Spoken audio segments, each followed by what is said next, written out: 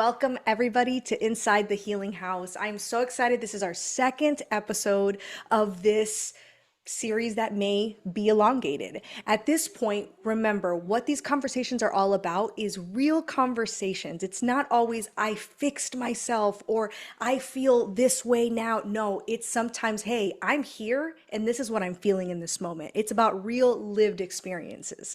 So, we're going to be talking today with Autumn. Super stoked. I actually met Autumn, probably it's been about a year or so when we were in a different program together.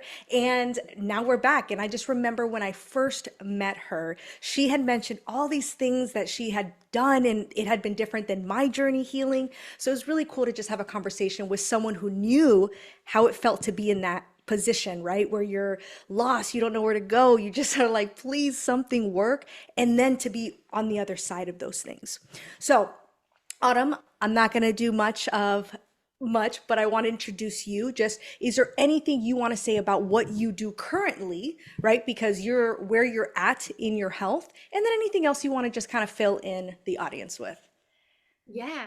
Well, happy to be here. And I think it's really important to start off with, I think what happens is people go through a healing journey and then you don't see them anymore because they have found a healing or, it's taken them in a different path. And then the people that are left still healing their chronic journey are like, well, what happened?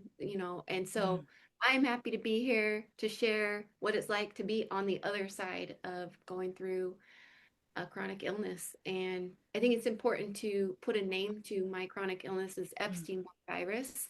It's actually extremely common. 95% of the people have Epstein-Barr virus. It's just some people cannot put it in dormancy. And so I'll start off immediately with just some symptoms.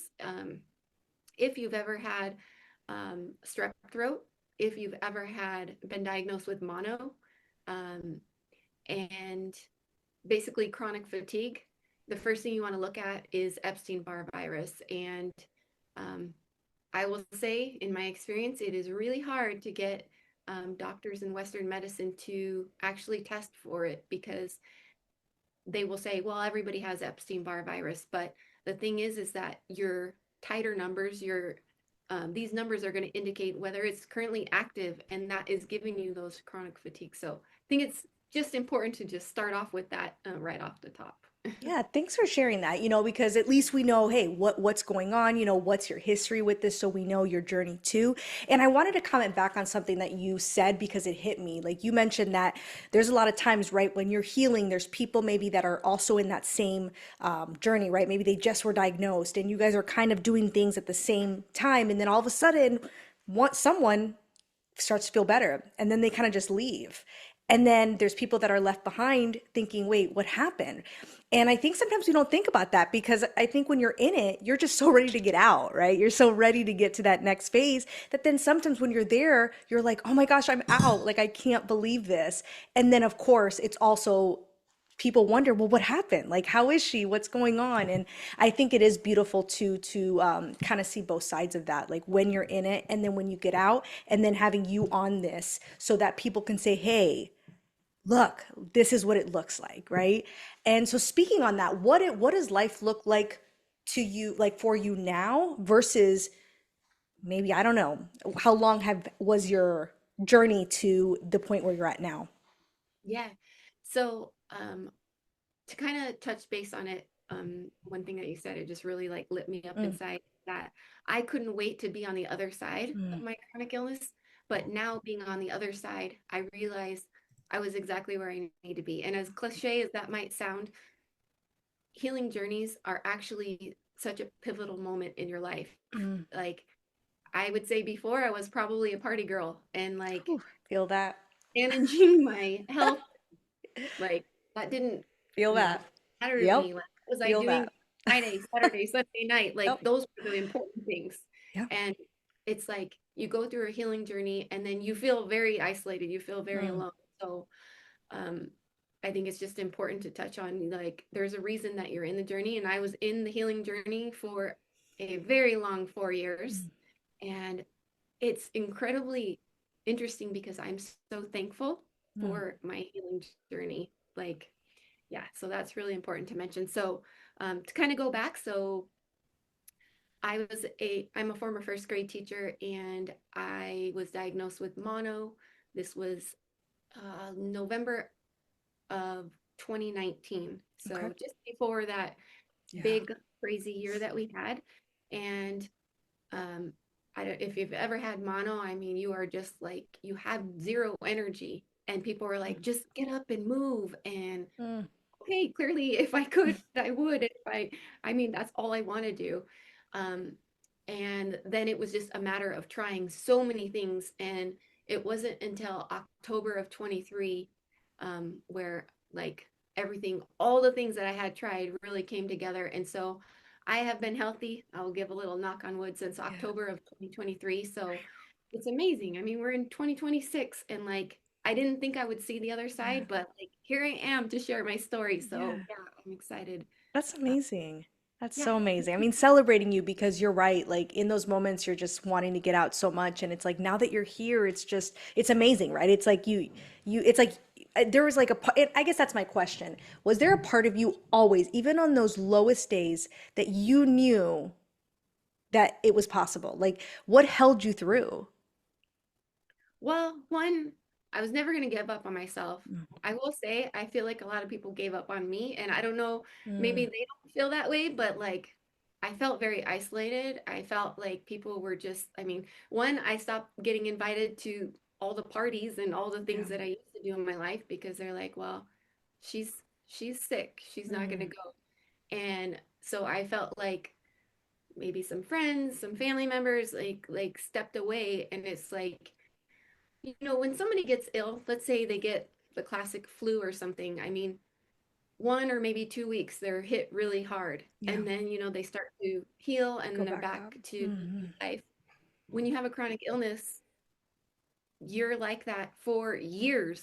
Um, well, maybe some people less, but for my experience, it was years. Hmm. And um, just it hurt a lot because I mean, I think that's the most painful part about it is that I did feel alone a lot, Mm, and I would cry myself to sleep like, why is this happening to me? And really was in a victim pity story. hmm.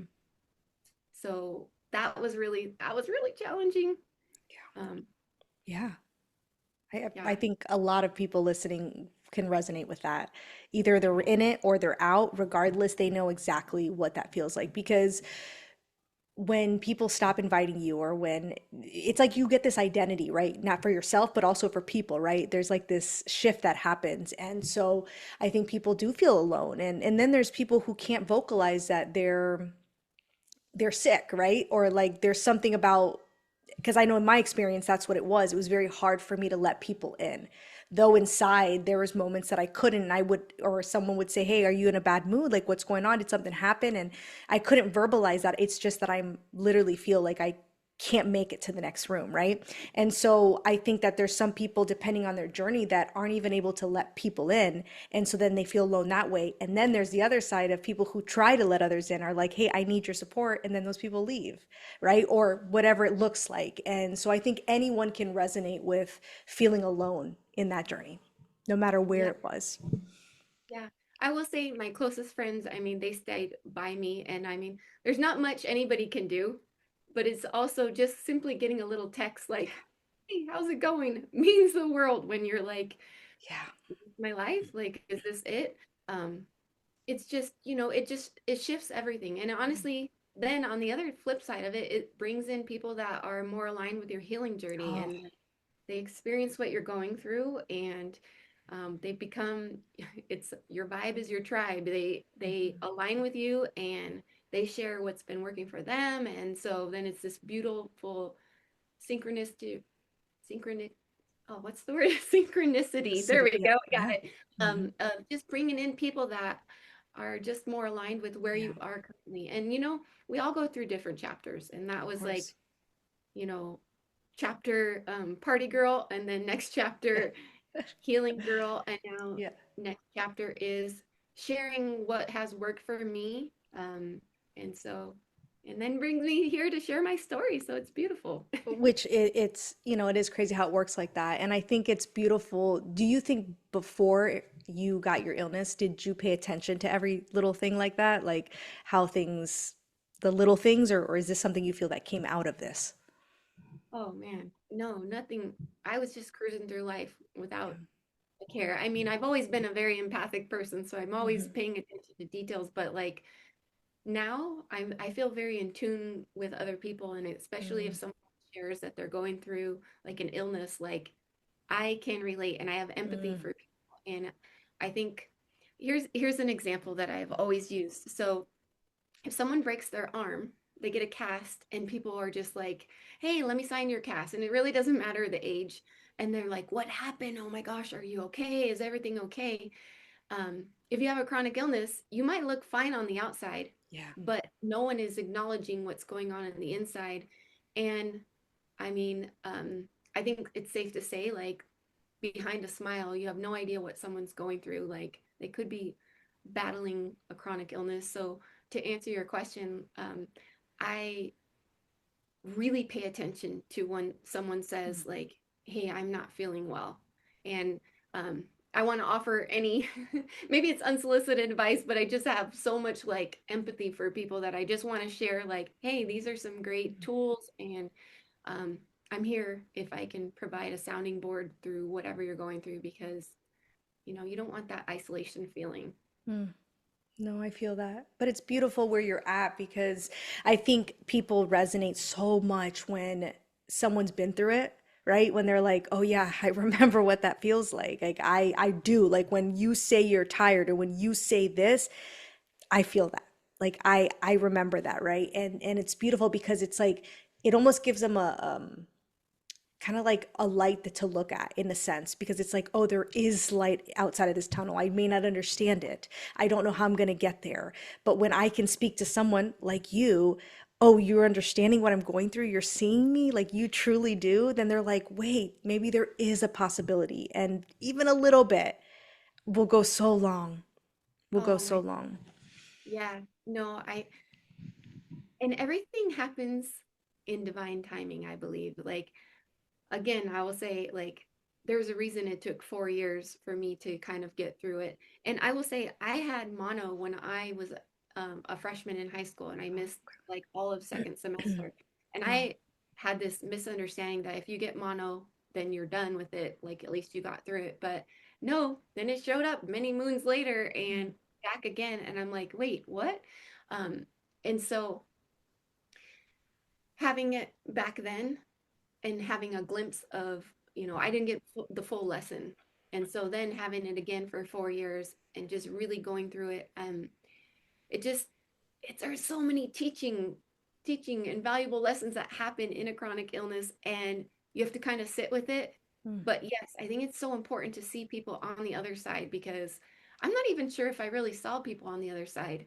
It was almost yeah. like, this is it, this is my life. And Mhm. actually, I'm still in these groups, but I've been in a lot of um, groups out there, um, on the social medias, and it's like people are like, "Well, I've had it for 20 years. This is it. This is how life is." Yeah. And no, that's not the case. No, I agree. Like, I'm like, no, no, no, don't believe that. We can get through it. Mhm, Everybody's path is a little bit different. mhm, And honestly, the chemistry of our bodies are different. So, there's not just one thing that's going to work for you. And I love this is what worked for me. Everybody's sharing their thing. But um, I will say, and I think it's so important to say this, that um, everything that happens, I mean, I would say at least 90% of the time with chronic illnesses is some emotional um, pain that is happening. And if mhm. we're not getting to the root of it, then we're still going to be going through the chronic illness. I mean, it is literally stored in the fascia. So Yeah. if you are not getting to actually, maybe it's a job, maybe it's a relationship, Mhm. maybe it's family or friends, or something that has you have not worked through, you're going to Yes, still be in the deep um, pain of your chronic illness. And absolutely. important to, so like I'll share on groups like, "Hey, are you working on the emotional aspect?" And they're just like, "What?" Because they want to work on the physical aspect. Like, I want to Yeah. feel better, I want to Mhm. have energy. Yeah. But that's only the surface level. We got to dive Yeah, in deep. for sure. No, I could not agree with you more, to be honest, because that was my journey. I did everything on the outside. I changed my diet. I did every type of diet. Trust me, like everything under the sun. I did the supplements. I did medications. I tried everything possible, and I kept coming back to the same place, and I couldn't understand like what's going on. Like I'm living the life that I'm supposed to, like what it says, and it's like, no, because there was stuff stuck in my body, like Yeah. truly, and I didn't realize how much it was until I started working at these layers. And as I've released, I've been able to release illness. Like I've been able to release different things, like different little things keep coming. And I don't think if you can manage, right? So I talk about managing your symptoms versus actually getting to the root of it. And managing it, we don't realize sometimes managing it with supplements, right? Managing it with diet. Like it's still managing when you do that, right? But when you work to the root of it, plus support with the management, that's where it happens, right? It's not saying your diet doesn't matter. It's not saying any of that doesn't matter. Like you said, it's not one thing that really gets you there. It's like a compilation of different things for and different for every person. But ultimately at the root of it is something is trapped. Something is out of balance in your body. And if we don't address that part, well, it's going to be a lot harder to actually get to that place you want to get to. Yeah. And I don't believe anybody with a chronic illness, it doesn't just happen overnight. Things have been building in your life, maybe for years. And then it just, like I can say for mine, I had a parent diagnosed with dementia, and then my dad diagnosed with prostate cancer, and he is absolutely fine and doing fantastic. And then also going through a breakup. I mean, it was Mm-hmm. literally the trifecta storm, Mm, and things started like caving in.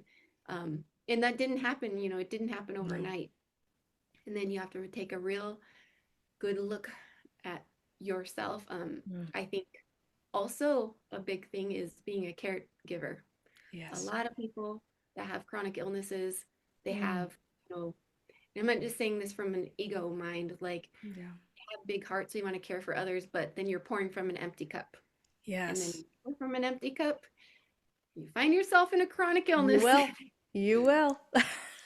Yeah. Yep. No, it's so true. Like there's specific personality types that end up with illness. Like Yep. you can go all the way back and be like, "Oh, yep, this is what happens." And there's some I feel like for me, especially I don't know about you, but like when I was in the thick of it, like I was constantly Googling my symptoms. I was constantly like I was obsessing. I'm like, "Oh, it's this. Oh my gosh, I have this." Like I could not stop, right? And realizing now that what we go through a lot of the times is just they're signals more than anything, right? Like they're signals, but like instead of obsessing it, really being able to come from a place of, hey, I may be in this situation, right? But I think it's just really going back to the body, right? I guess ultimately what I'm trying to say is I completely agree. When you go back to the body and you really are able to realize that things don't start from random, right? Like that touched me what you said, like things don't start from random. It happens because we're built up, right? Things happen. We have a certain personality type, so we do certain things, right? We might overgive. And then what are we going to do? We have nothing to, like you said, we have nothing to give from. And then our bodies just shut down. And really, people think, oh, our bodies aren't working. But no, actually, your body did work because it reacted that way. It shut you down. And most of us, right, we get stopped in our tracks. We get said, nope, you can't move anymore, or you can't do this. And it's like, no, your body didn't break. Your body actually went into overdrive and said, hold on, I got to stop this girl because if not, she's going to end up with something worse. She's not going to be here anymore. Like, no, I need to stop her, right? And it's like instead of viewing it as a negative thing, viewing it as almost like our body being a partner to us, right? More than anything. I know I kind of got up a little bit, but it was just you said so much good stuff, and I'm like, oh, trying to tie it all back together. Well, one thing you mentioned is the signals in your body. I mean, I kind of it's akin to a car on the dashboard. All of a sudden, these warning Mm, lights stop popping up. Okay, well, they're warning lights. I mean, the car's not dead. The car's still functioning, but you've got these lights. yeah. Our body is constantly giving us signals, but we tend to like, Mm, "Oh, why do we have that continuous headache? There's something going on. Why yeah. does my knee continue to hurt? Are we paying attention to these warning signals, or are we just like, nope, we're fine, Yeah. and then Western medicine is more of like, just take this and then you'll be fine. Yes. So Yes. it's reactive instead of proactive. Hmm. And so I will say my healing journey shifted everything. I mean, I was a former first grade teacher, went to school, got my master's in elementary education, and then went back to school and for 2.5 years and became an Ayurvedic practitioner. So now this is my dharma. This is my like Mm-hmm. way of giving back. And that's what Ayurveda is listening to the signals, listening Yeah. to those warning signs.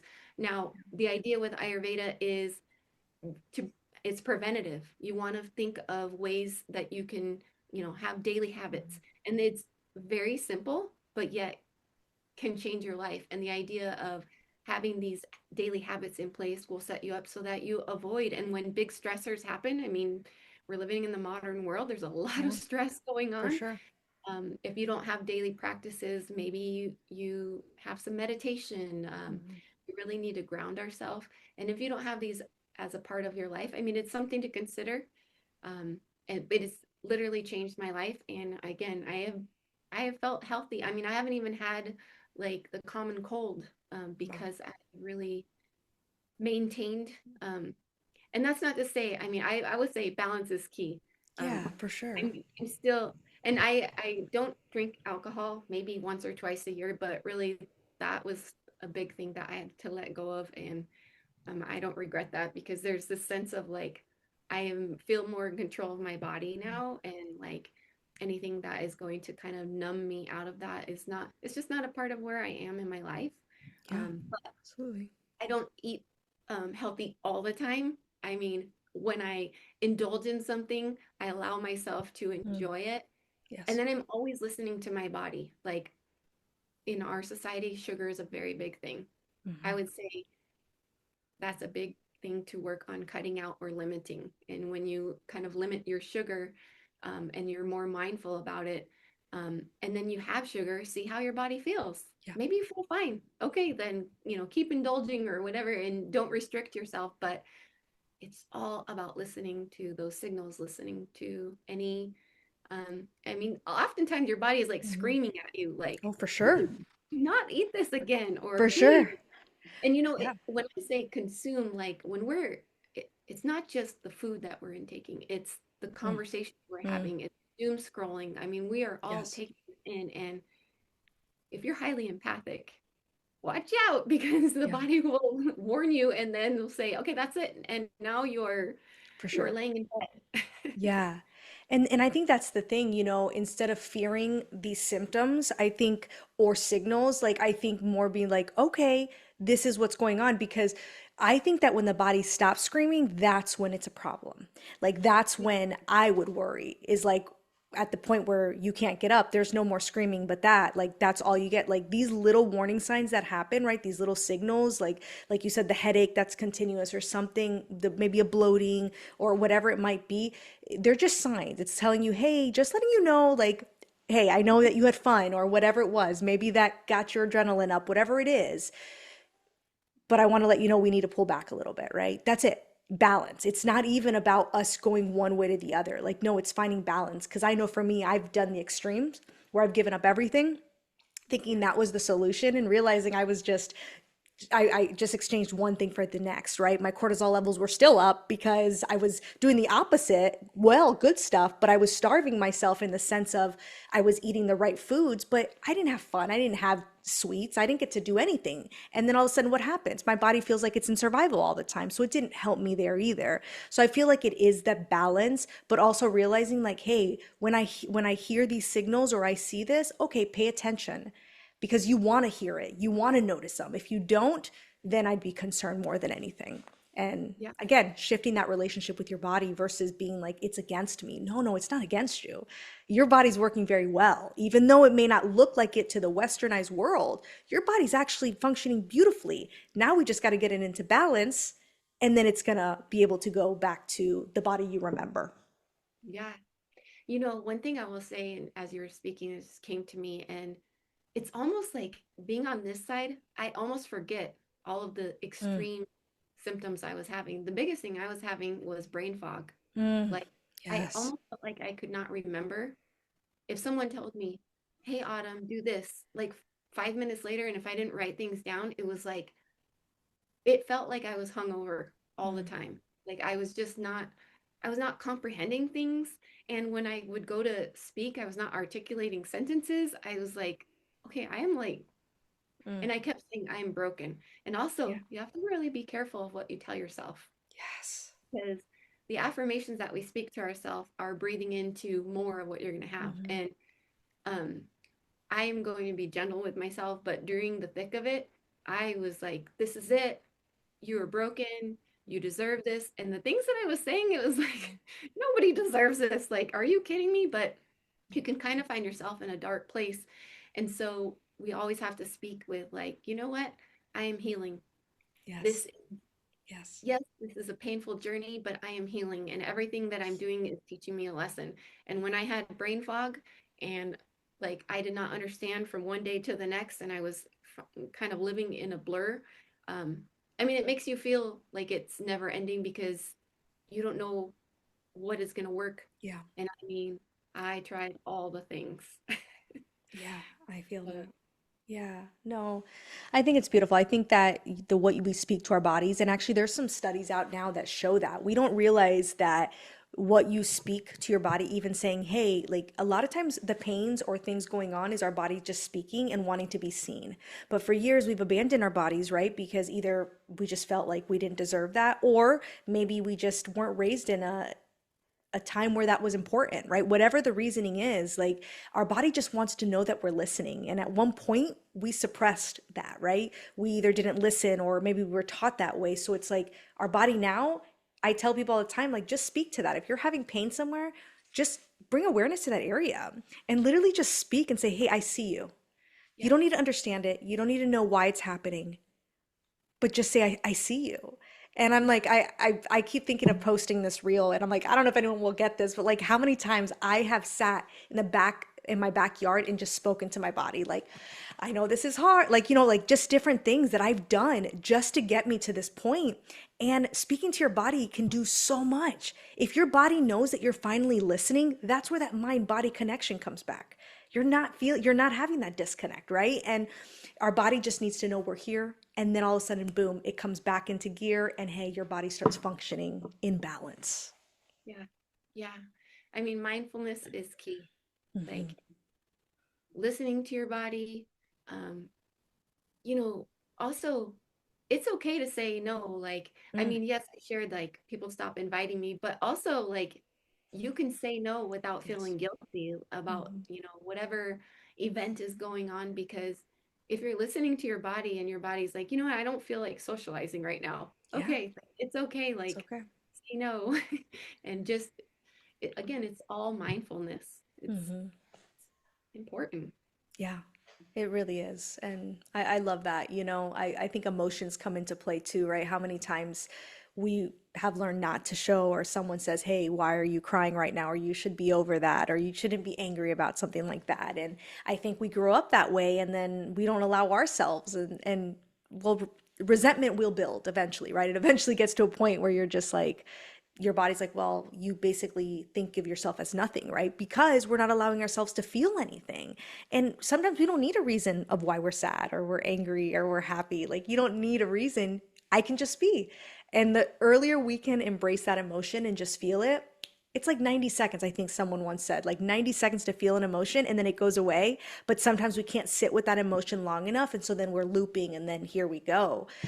But if you're never taught how to like feel, that's hard, right? Like it's really hard to do that. But that's it. Our body just wants to be acknowledged and noticed. Yeah. I love the saying, it's okay to be not okay. Mm, it sure And is. the idea is that, you know, it is a valuable lesson. And so if you are listening right now, you're watching this and you are in the thick of it, it's okay to be not okay and know that it might feel like long, but now I'm on the other side of it and it almost feels like, okay, even though it was Mm, 4 years, it doesn't feel that long, once you get out of it and you will get out of it. And if you don't mind, I feel called to share yeah. like things that I tried. Yeah. uh, Let's do it. because everybody always asks me, okay, what was the thing that cured you. And just for the record, there is no cure to Epstein-Barr virus. It's just all about putting it into dormancy. So again, have to be mindful because I can bring myself right back to Mhm. the same chronic illness and be laid out again at any time. So it's actually really great. It's like having like a barometer for my body and my Mm. life. If stress gets too high, I could be back in like, it's like overheat zone. It's like Yeah. you can put yourself right back in the chronic illness. Um, so again, once again, I'm thankful for Epstein-Barr because it's not going to allow me to ever get, Mm. when things are getting too stressful, boom, block everything out. So here's a list, and when I tell you it's a little bit long, it is a little bit long, and I'm gonna quickly just name off some things. And I will say it's not one thing; it's Mm. all the things. So I tried acupuncture, Reiki, emotion code, EM, Is it EMDR? Yes, I Okay. didn't put that one on there, but as soon as I saw emotion code, EMDR, where you're tapping, Mm. therapy, massages, essential oil, herbs and tinctures that I worked with a naturopath. I did IV blood ozone therapy, Mm. vitamin IV Myers cocktail, high vitamin C, restricted diet, limit gluten, sugar, alcohol, dairy, no meat, that was personal preference, monoleurin, L-lysine, rest, water, hydration, even went into what's called a Hocket sauna machine, where basically they put Mm. you in this machine and only your neck is sticking out, and um, did like 15 sessions of that. I went down to Mexico. I got stem cells. I did 6 months of biofeedback. Um, I, to this day, for about 3.5 years, have been doing weekly chiropractic care. And that's one thing that it's the non-negotiable is that I have self-care embedded in my life. Like Mm. people are like, why do you go to the chiropractor? Like, people think of chiropractors maybe like they have like a knee or they've got a shoulder injury. Um, I work with a chiropractor that is, I mean, very intuitive. They understand what's Mm. going on with my body. Um, Cambo. I will say Yes. people do not understand what Cambo is. It is frog medicine. I believe in plant medicine. This is Hmm. animal medicine. The frog is not harmed during this. You can find a Cambo practitioner anywhere in your area. Um, it's about 20 minutes of absolute hell, Mm. but I mean, what does it matter when you've been ill for years? Mm. Um, Highly recommend diving into that. And then, of course, my new love and passion, Ayurveda. Mm. So long, long list, but it's all the things. And you'll see I mentioned in there the therapy, the getting to the root, the emotional side of it, because that's so that's key. So yeah, Yeah. No, I love um, that. And just to kind of sum that up with that, like it's a long list, right? And for some people, they could probably be like, oh my gosh, I, that's a lot. Like, I don't know if I could do all of that, right? Especially people who have only done westernized medicine and maybe now they're at the point like, okay, I'm willing to try alternatives or do something different, but like, that's a lot to start. Do you feel like there was a couple things? Like, I know self-care is one thing you kept into it, so that seems to be huge, the emotional you said. Is there anything else maybe that you feel like, yes, all those things were great support, but this is really important? Like, yeah, this is something people should try. I will say if you're not working on the emotional aspect of it, nothing else matters. You have to figure out, you have to look at your relationships. You got to look at your relationship with yourself. Mm. You got to look at your career. Is your career satisfying? Mm. Is it fulfilling? Is it your dharma? Are you waking up every day and excited about what you're doing? There's no actual playbook.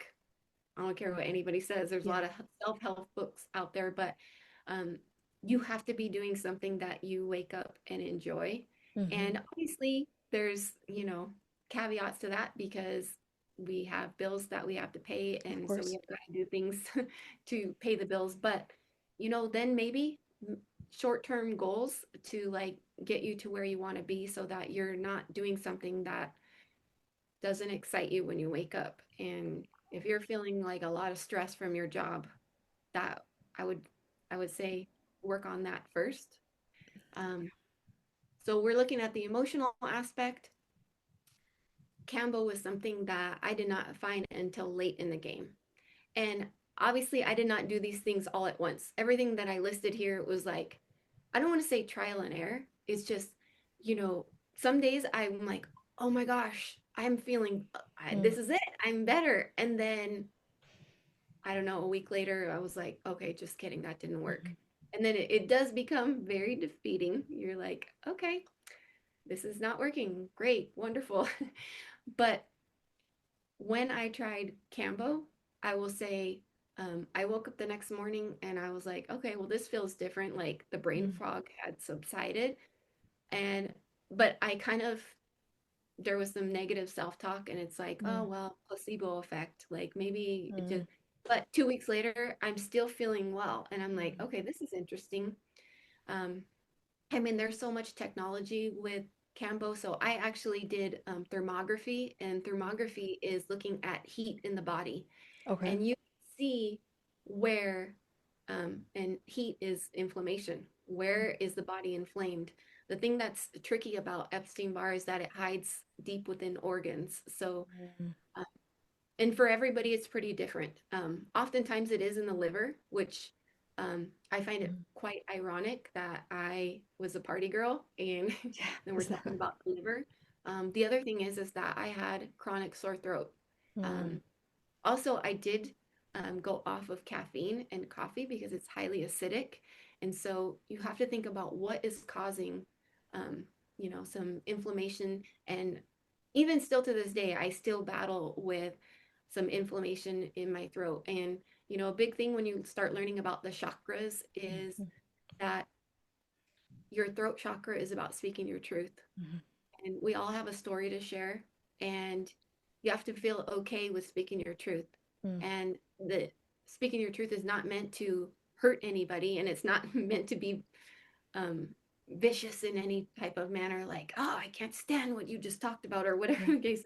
It's just, don't swallow that down. Mm. you know Even if maybe it's not to the person that you're having a conversation with, go and journal about it, but like, Absolutely. make sure you're just releasing Hmm. that, because it's stagnant energy. um yeah, I just kind of digressed into many different things there, No, but all I feel relevant and important. they really are relevant. I believe chakras that's been some of my deeper work, and I feel like that's been it's energy, right? There's, I work a lot with the nervous system. But the reality is, you can regulate a nervous system so much, but if there's energy trapped, it's still not going to, right? So, like, we can do certain things that will help us get to a certain level, but it's not until we balance the body with the energy. And I think for me, like I mentioned, I think prior to this call, my throat chakra was really bad. I mean, I ended up with Hashimoto's, right? Thyroid issues. I mean, it makes sense because I never spoke my truth and I never spoke up. I just let people do whatever they wanted. And a lot of that, again, I never verbalized. And so part of my healing has been speaking out, which is an example of what this is, right? It's a continuous healing by being able to share my story, other people's story, and using my voice and realizing that, hey, like, you do not have to be for everybody. Because that was Right. my biggest thing is growing up, I wanted to be liked because of a fear of abandonment. And it, of course, right, this all stems to deeper stuff. And again, as you start as you start going on your journey, you start realizing, woo, there's these layers, right?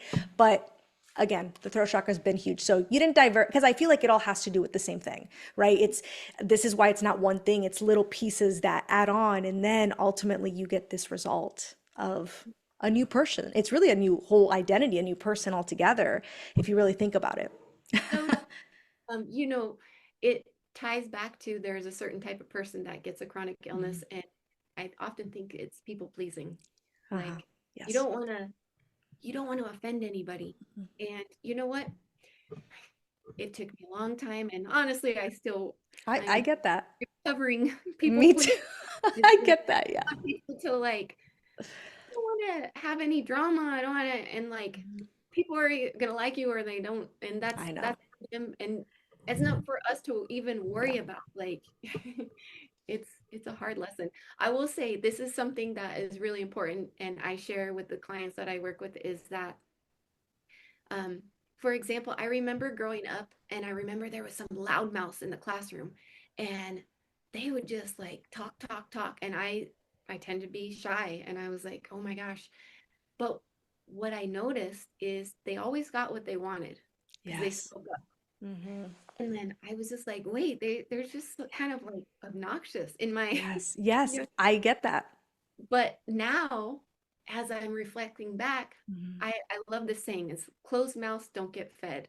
Mm, If you true. don't speak to what you want in your life, you're Hmm. gonna kind of get walked over. I mean, Yes. there's what billions of us here, and Yeah. then people are just, some people are not afraid to talk They're and not. be loud Mm-mm. and like, but they're Hmm. also getting what they want out of this Hmm. life experience. So that's my Yeah. like kind of mantra is closed mouth, don't get fed. Yeah. No, it's so true. It's been a journey for me exactly for that. And I think too, like what I'm realizing is that the things that bothered me in other people are usually the things that either I'm most insecure of or that I fear doing, you know?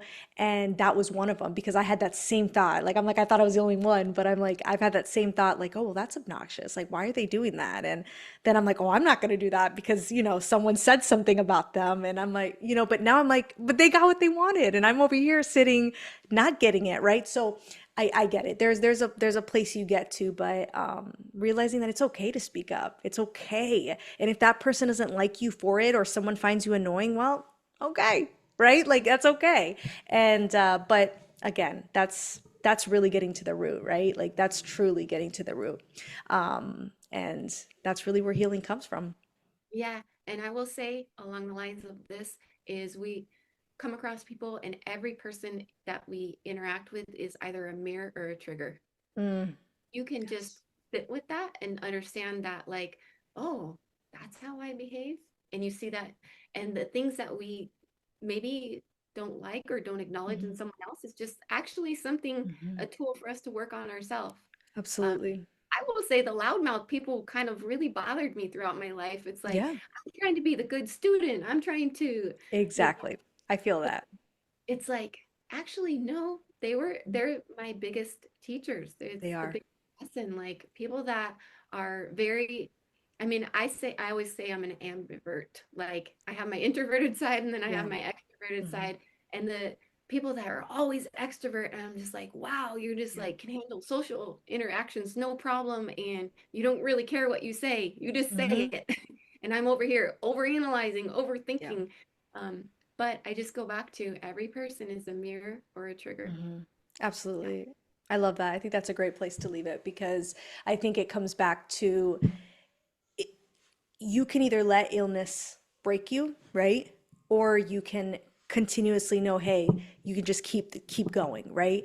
Because I think we have there's some point that we go, right? My mom was sick most of her life and she ended up just going down that path and that was it, right?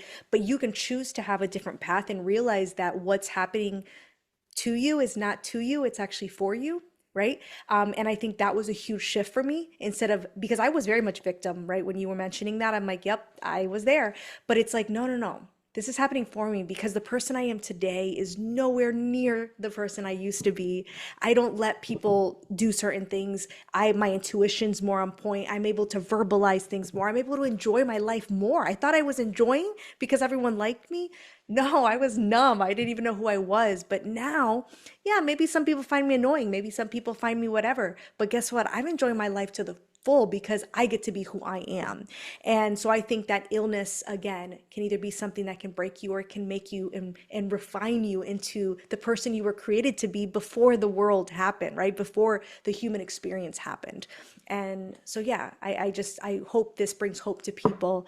And I truly hope that through your story and through what you shared, people see themselves and say, wow, like, okay, I can do this. I know that this is hard, but there are people who have been able to get out and look at what their life consists of now. Is there, and I really truly appreciate you for being here today. Is there anything you want to leave by sharing something, last words before we get? Well, I will just say, remember to speak kindly to yourself. You are not broken. Um, there is hope. There's always Mm, hope, and you will get through it mm, if you are determined. I mean, I shared the long list of things that I did, and was because I didn't want to ever give up on myself. And yeah, many things, maybe it wasn't the full mhm. picture of what worked for me, but I just hope if you are watching this that you understand that there is life on the other side of a chronic illness, whatever you are going through. Um, and it maybe none of the things on the list resonated with you, but the most important thing I would say is be mindful of how you speak to yourself, Mm, because you are worthy of a beautiful life. And to my final note is health is wealth. mm. Agreed. Agreed. Well, thank you, Adam, so much for being here and just, again, being able to share your story and just being here together. And yeah, I'm super excited so that everyone could hear just kind of this conversation.